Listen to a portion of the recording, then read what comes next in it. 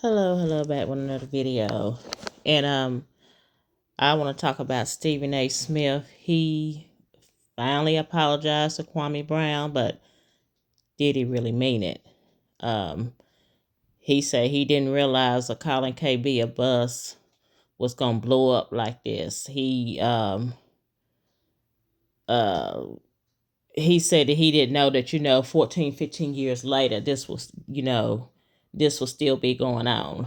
To me, Stephen A, well then, he said he wasn't saying, everybody else was saying it, but to me, your jokes you was saying about Kwame, you just took it to a whole nother level, and you was being a little bit too extra to put Kwame down. Now Kwame said that, Stephen A, all the jokes and stuff that he was saying, putting him down and stuff, it costed him endorsement deals. Stephen denied it and stuff. It probably did, somebody putting something negative out there about you, they talking about you all the time, every day, 7 days a week or whatever, don't nobody want to fool with you. So he denied that.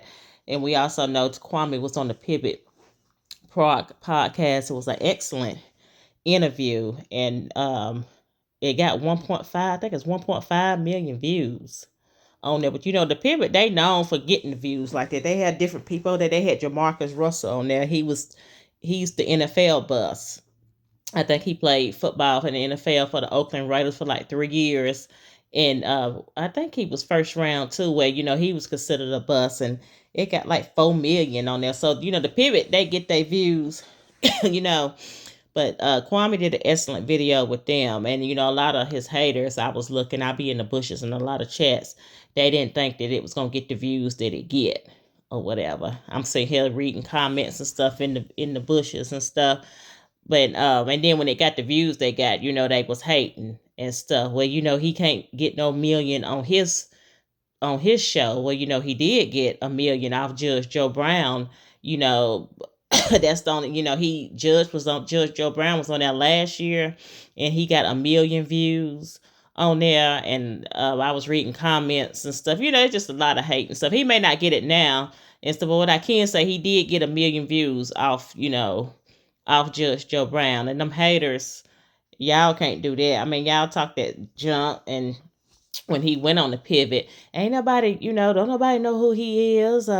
Ain't nobody gonna listen to him. Yes, somebody was looking at him. Even y'all haters was looking at him. I don't understand, if you don't like somebody, why watch him and stuff. It just, they want to see what he was talking about and stuff. If you don't like somebody, don't watch him and stuff. And then I was just sitting here listening to Kwame when he was on the Pivot, and he was saying that LeBron can't do what he do. LeBron can't go out in public without being noticed, because LeBron did say, he want to live a simple life. He can't go and get coffee without, somebody knows him. But see, with Kwame, he can go anywhere he want to, because, a lot of people don't recognize him. And I'm going to be honest, I didn't know who Kwame was until he blowed up on YouTube, to be honest, because back when Jordan and all them stopped playing basketball and stuff, I just kind of quit watching basketball. I was watching basketball when Jordan and Magic Johnson, James Worthy, Larry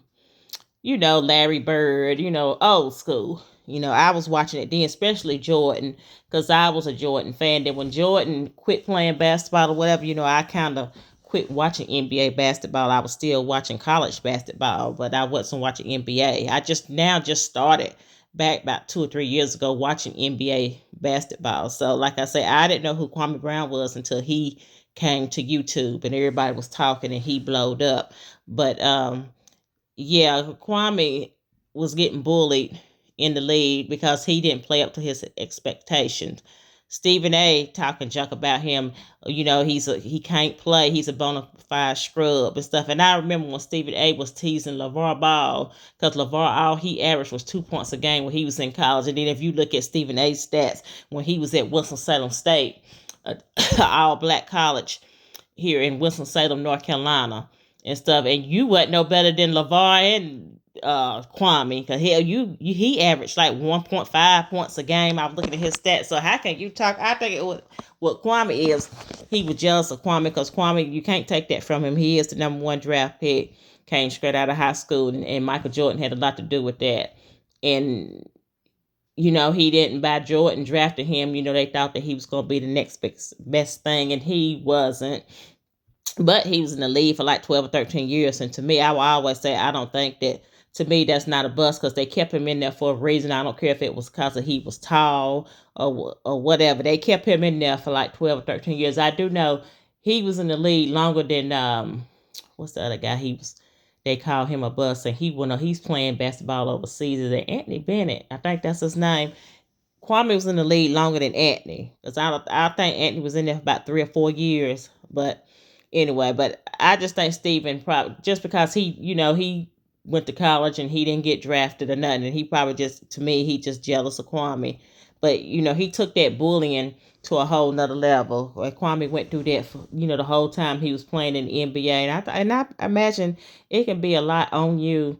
You every time you turn on the TV or whatever, they talking about you, and people, these make people, these YouTube content creators, they talking about you all the time. You a bust and all that, and you playing basketball. I was watching one clip. He was playing for was it Detroit, and the crowd was booing him because he missed a layup. Yeah, I imagine that's a lot to go through.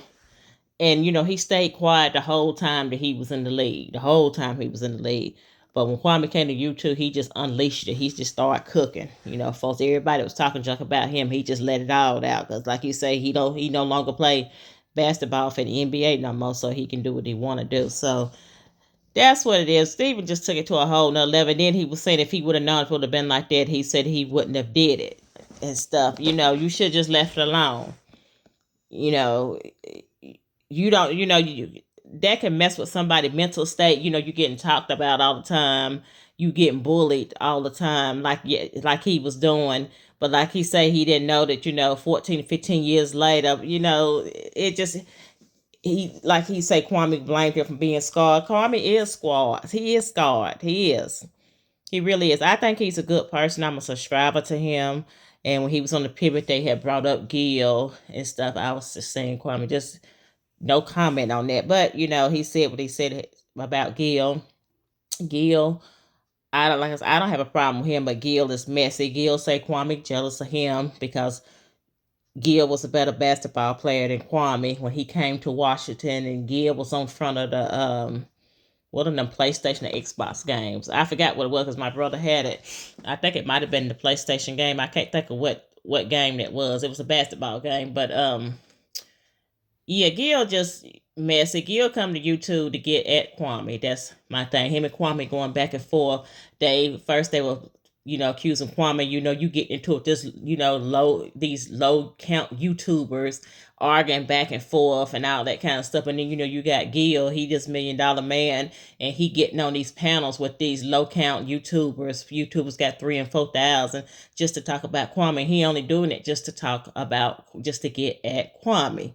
That's all he do. And I will say this, and I'm gonna say this: these people that he's hooking up with, here on YouTube. So I was like, he don't care nothing about them. It's just all about Kwame, just to get at Kwame. That's all what it is. It's just a back and forth thing. They like children. Like I said, I don't have nothing against Kwame. I don't have nothing against Gil. I just wish Kwame would just ignore him and just let him talk, because I go to Gil on his community wall and little stuff that he say, and then he would have his members give away, and he gives out money just to give back. Kwame give out money too, but Gil, he giving out just to get at Kwame, and then his Gil followers, his subscribers and stuff, they throwing hints at Kwame. Gil doing this, we have the member giveaway, he doing this and he doing that. But I know a lot of these content creators on here, they they have members and stuff, and they don't have no member giveaways and stuff. So it is what it is. That's what Gil doing. It's just a back and forth thing. They just like children. I just, hope one day Kwame will just ignore him and don't even answer to Gil. But the Pivot podcast, that was an excellent interview. Like I say, 1.5, and it's still growing. And that's what the haters is upset about. Some say it was a horrible interview. I can't tell. You had 1 million people watching it. So, but the haters gonna say that. But them same ones, his distractors, all them that was talking junk or whatever, I bet you if they was to get on the Pivot, it won't get nowhere near that many views. So it is what it is. But yeah, I don't think that Steven is sincere about his apology with Kwame. I really don't and stuff, but I don't know. But he just, like I said, he just took that to a whole nother level. So that's the end of this video, and I'm out.